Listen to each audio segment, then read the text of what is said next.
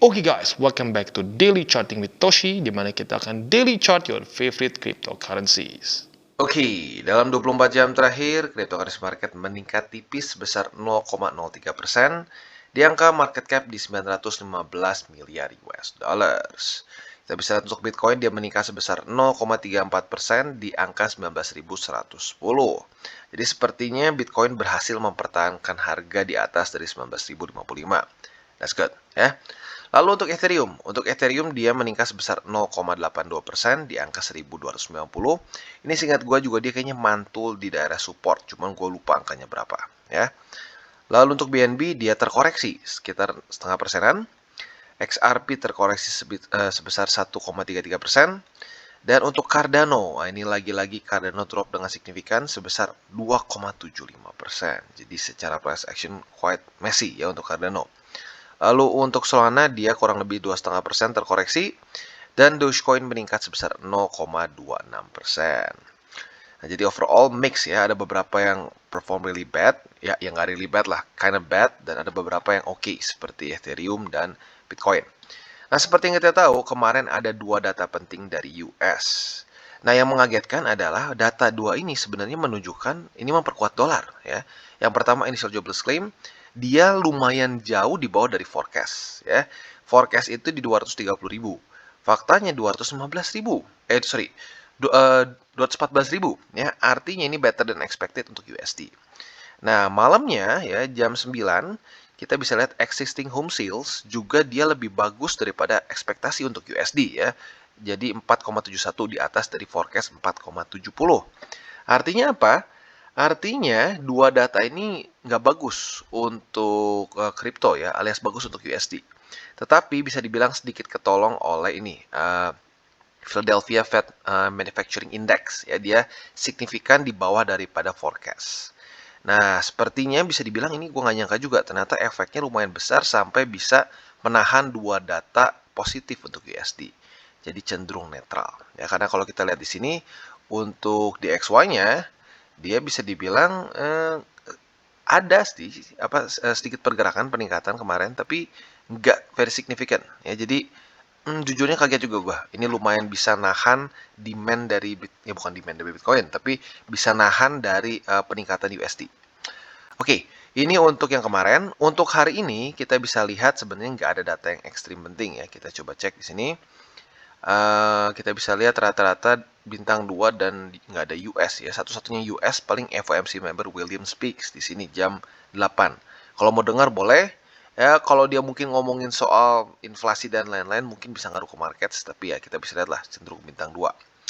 Oke, jadi kurang lebih seperti itu untuk lebih ke fundamentalnya ya, nggak ada yang terlalu ekstrim penting hari ini.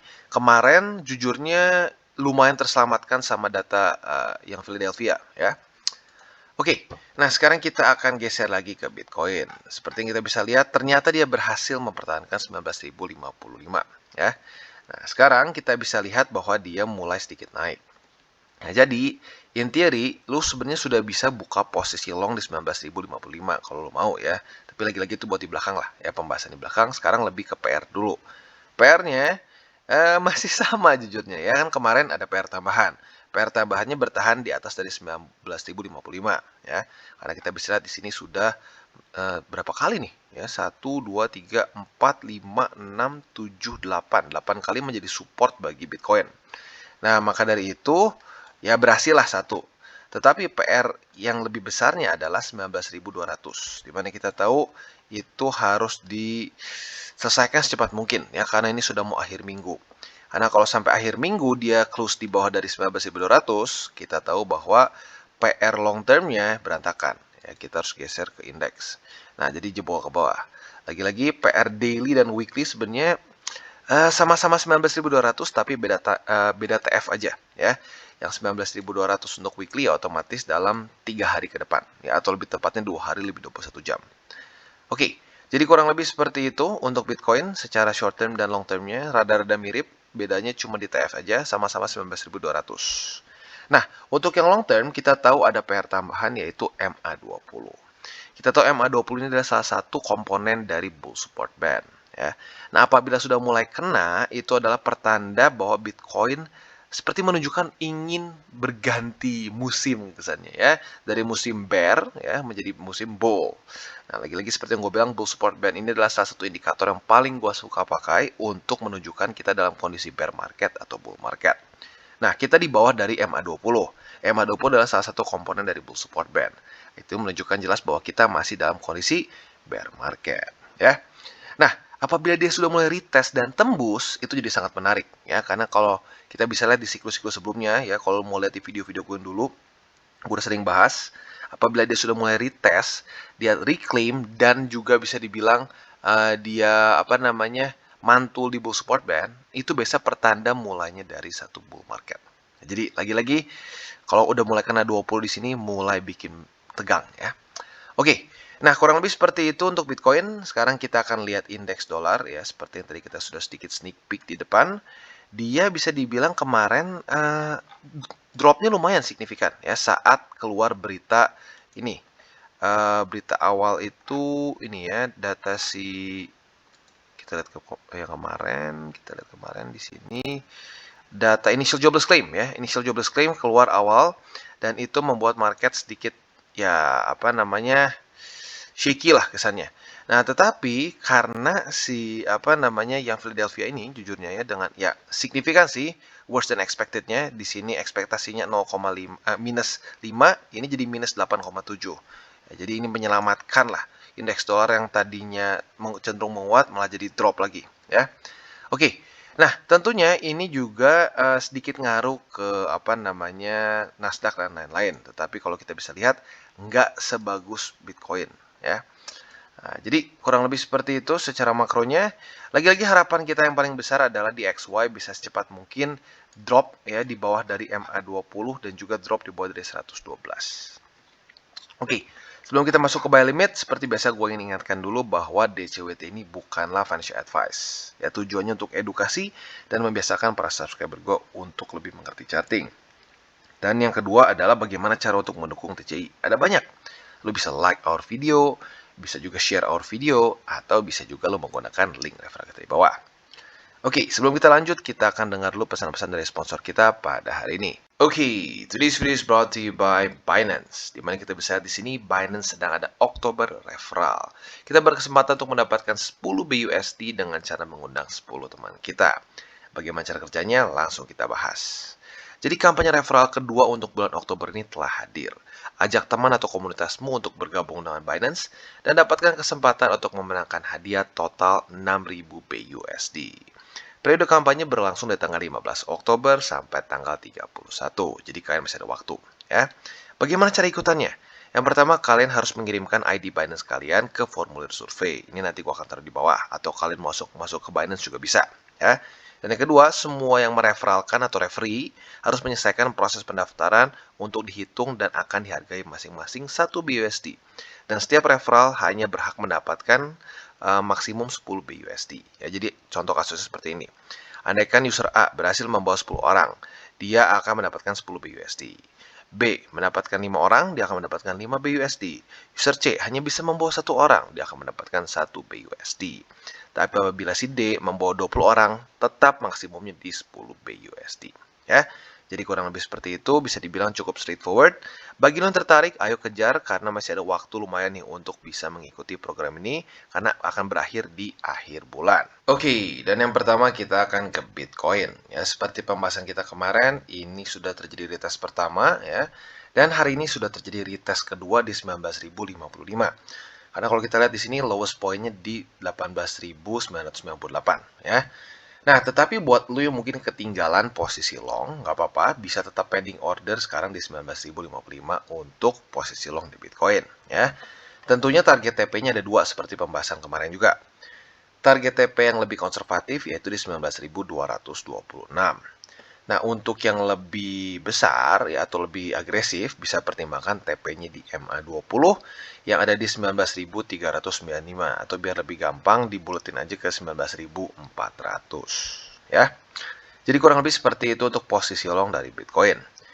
Nah, untuk posisi shortnya seperti apa? Untuk posisi shortnya kita tinggal balikan saja logikanya. Apabila ya ini kondisi idealnya lah kesannya. Kita dapat posisi long di sini kan. Karena target TP ke MA20.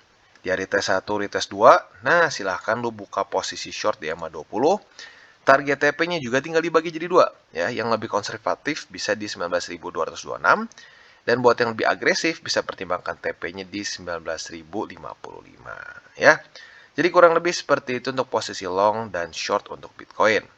Nah, untuk buy limit secara spot, kita bisa lihat ada beberapa di sini ya. Yang pertama kita bisa pertimbangkan adalah di daerah 19.055. Ya, itu boleh untuk jadi spot pertama. Tapi kalau gue pribadi lebih prefer untuk langsung aja skip di 18.796 ya. Atau mau dibuletin biar lebih gampang di 18.800. Dan buy limit kedua spot bisa pertimbangkan di 18.442. Nah, sekali lagi gue ingatkan untuk spot, jangan all in. Ya, lebih baik kalian averaging, pikirnya kayak nabung jangka panjang. Dan karena kita ngomongin nabung jangka panjang, berarti berpikirnya jangan cuma, gue taruh sebulan 2 bulan terus nanti profit. No, ya kita ngomongin soal tahunan. Oke, jadi kurang lebih seperti itu untuk Bitcoin. Oke, dan selanjutnya kita geser ke Ethereum. Nah, untuk Ethereum kita bisa lihat bahwa sudah terjadi retest pertama. Nah, pada hari ini tinggal kita tunggu apakah akan terjadi retest kedua atau tidak. Ya, kalau terjadi retest kedua, ya, lo bisa pertimbangkan untuk buka posisi long di sini dengan target TP antara di MA20 atau di 1362. Otomatis di MA20 adalah target TP yang konservatif dan di 1362 adalah yang lebih agresif ya. Nah, dan satu lagi, lu nggak perlu tongkrongin sampai mata lu bolor ya. Nggak perlu lu tinggal pasang aja pending order. Karena kenapa? Kalau sampai retest, kan lu nggak perlu tungguin sebenarnya ya. Kalau dia retest lu pasang pending order, langsung kebuka posisi long. Ya, jadi lagi-lagi ini kenapa gue lebih suka untuk buka posisi futures itu di daily. Jadi lu bisa punya kehidupan normal lah karena lu bisa tinggal pending order. Kalau lu time frame-nya terlalu kecil, kadang-kadang lu harus bolak-balik ngeliat chart terus. Nah, itu yang kadang-kadang malah jadi mengganggu kehidupan normal kita, ya. Oke, itu untuk posisi long. Untuk posisi short tinggal kita balik saja logikanya apabila terjadi rejection di atas ini 1 2. Nah, lu bisa pertimbangkan untuk buka posisi short di daerah 1362 dengan target TP yang kita balik saja logikanya untuk yang lebih konservatif di EMA20, yang lebih agresif di 1276 ya. Jadi itu untuk posisi long dan short untuk Ethereum. Nah, untuk posisi spot lo bisa pertimbangkan sekarang di 1242,27.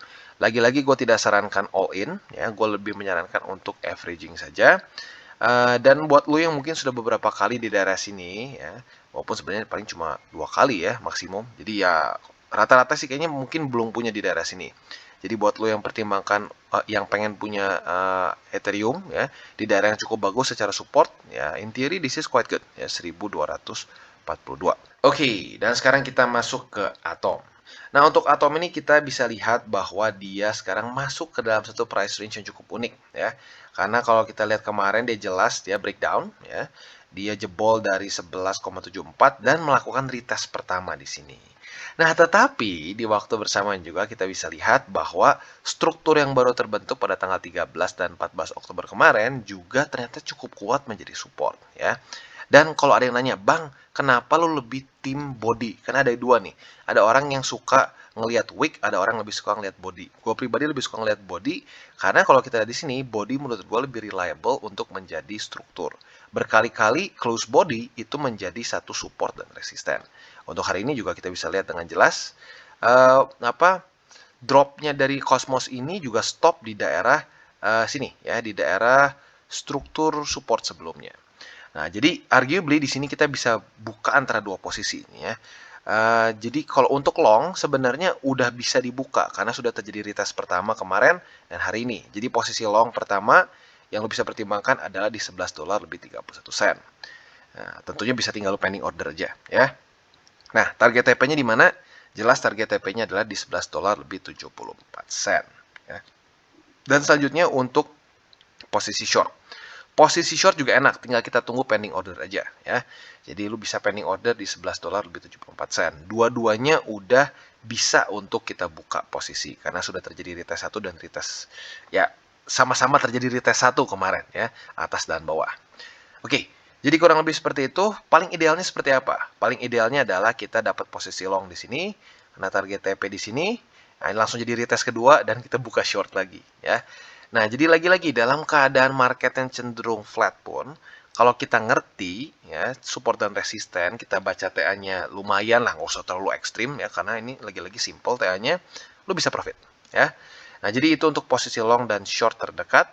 Sebenarnya untuk posisi short ada target TP yang lain ya, selain dari 11,31 ini, target TP-nya bisa lu pertimbangkan juga di 10 dolar lebih 57 sen yang lagi-lagi sempat di retest waktu tanggal 13 Oktober, kapitulasi yang lumayan ekstrim di sini ya. Lagi-lagi ini adalah struktur ya, jadi ngulang-ngulang guys, ya ngulang-ngulang. Dan apa namanya, walaupun kelihatannya kalau buat lo yang masih baru pusing ya, tapi kalau lo ikutin pelan-pelan DCWT harusnya lama-lama kebayang secara visualnya seperti apa ya. Oke, jadi kurang lebih seperti itu untuk posisi long dan short di Atom. Untuk spot, gue pribadi lebih menyarankan tahan aja di 10 dolar lebih 57 sen. Kalau dapat di sini ya silahkan buka posisi spot. Oke, dan selanjutnya sekarang kita akan ke BNB. Dan untuk BNB kita bisa lihat bahwa target posisi short kita sudah kena TP ya. Jadi kan kita sudah dapat posisi short nih di 276 ya.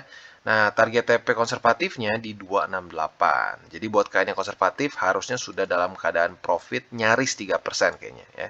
Coba kita cek di sini. Kita cek dia sekarang dalam kondisi, walah sebentar.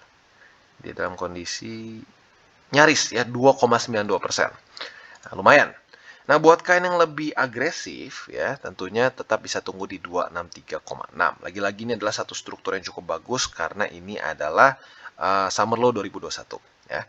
Nah, jadi buat yang posisi shortnya TP-nya agresif ya silakan tunggu saja. Tapi kalau gue pribadi andaikan besok dia tetap daily close di atas dari 268,1, gue lebih baik sarankan untuk TP aja ya, karena ada probability ini menjadi support dan kembali retest ke atas ya. Jadi kurang lebih seperti itu untuk posisi long. Untuk posisi short tinggal kita balik saja logikanya, apabila terjadi setup seperti ini lagi ya, retest 1, retest 2, monggo buka short, target TP-nya sama persis ya. Jadi tinggal rinse and repeat ya kalau sampai posisi short di sini ya. Jadi lagi-lagi seperti itu. Dan untuk posisi long yang di bawah itu juga bisa kalau sampai terjadi retest 1, retest 2 di sini. Nah, posisinya di sini lebih enak. Kita bisa target TP-nya 2, antara di 268,1 yang konservatif atau yang lebih agresif bisa di 276,1. Walaupun arguably kalau sampai bawah sini kayaknya MA20-nya udah cross. Itu juga bisa dipertimbangkan untuk menjadi target TP, ya. Jadi kurang lebih seperti itu untuk posisi long dan short di BNB. Untuk spotnya bisa pertimbangkan di 263,6 ya. Dan secara struktur overall sedikit mix ya, karena kalau kita lihat di sini jadi double top. Kalau ini jebol, apalagi jebol 263 nih. Ini nih, kalau ini jebol 263, ini jadi resisten. Nah, benar-benar double top. Ya, jadi lagi-lagi kita lihat nih potensinya seperti apa. Kalau ini naik ke atas, jebol lagi ke atas ini, ya berarti otomatis double topnya nggak jadi. Oke, dan yang terakhir kita akan masuk ke XRP. Nah, untuk XRP kita bisa di sini ada satu setup posisi long juga yang mulai terbentuk ya. Jadi kita bisa lihat di sini retest di MA200 sudah terjadi kemarin. Otomatis kalau hari ini terjadi lagi, ini akan menjadi retest kedua alias konfirmasi. Ini sorry, salah tuh ya. Nah, kalau terjadi konfirmasi, kita bisa buka posisi long di 200 ya. Nah, jelas untuk target TP-nya adalah di MA20 atau di 50 sen. MA20 lebih konservatif dan di 50 sen lebih agresif tentunya ya. Tapi kali ini sebenarnya not bad ya, dari MA200 kalau kita dapat posisi ke MA20 itu aja udah nyaris 10%. Jadi bisa dibilang untuk risk reward ratio-nya di sini cukup bagus ya.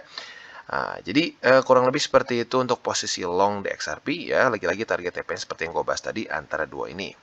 Untuk posisi short, tinggal kita balik saja logikanya.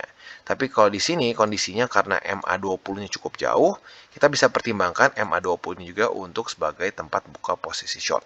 Jadi kalau terjadi retest 1, retest 2 di sini, monggo bisa buka posisi short di MA20 dengan target TP di MA200. Sayangnya kemarin di sini ya, kita nyaris dapat setup, tetapi nggak dapat retest keduanya ya. Jadi ya sayang sekali. Ya, kalau dapat di sini juga lumayan ya, nyaris 10%-an karena di sini. Oke, jadi itu untuk posisi long dan short di XRP. Untuk posisi spotnya juga sama, bisa pertimbangkan di MA200 ya. Nah, terus untuk XRP kita tahu di Desember kemungkinan akan ada berita yang cukup baik ya. Nah, tapi lagi-lagi berita cukup baik itu ya dimana kita tahu SEC lah. SEC kemungkinan besar akan kalah dengan Ripple. Tetapi kalau makroekonomiknya jelek ya, Bitcoin drop parah, ya otomatis itu nggak akan bagus juga ya. Alias bisa akan tetap ketarik. Tapi kalau Bitcoin stabil aja ya, ada kemungkinan XRP bisa rally. Jadi kurang lebih seperti itu untuk XRP. Jadi buat lo yang pengen akumulasi secara spot, buka posisi long juga bisa kalian pertimbangkan ya. Dan kurang lebih DCWT kita seperti itu untuk hari ini. Dan seperti biasa gue ingatkan, jangan over leverage ya, jangan pakai uang panas. Karena dalam kondisi seperti ini, apalagi dalam kondisi market yang seperti ini dan juga market yang kita tradingkan, yaitu cryptocurrency, selalu gue sarankan untuk pakai uang dingin. Oke guys, jadi itu adalah akhir dari segmen DCWT kita pada hari ini. Dan jangan lupa bagi kalian yang merasakan manfaat dari segmen ini, jangan lupa untuk share ke teman-teman kalian. Dan apabila lu pengen mensupport channel kita, ya TCI, jangan lupa untuk menggunakan link referral kita di bawah. Nggak wajib ya, tetapi apabila lu menggunakan link referral kita di bawah, ada macam-macam ya, dari Bybit, Huobi, Maxi, toko kripto, dan banyak lagi ya. Ya, walaupun nggak wajib, tapi kalau menggunakan link referral kita, lu secara langsung membantu perkembangan dari TCI. Dan satu lagi, jangan lupa juga untuk join Telegram group kita, di mana kita bisa ngobrol-ngobrol santai mengenai dunia cryptocurrency secara dua arah. So, jangan lupa untuk like, subscribe, click the bell icon, and see you on the next video.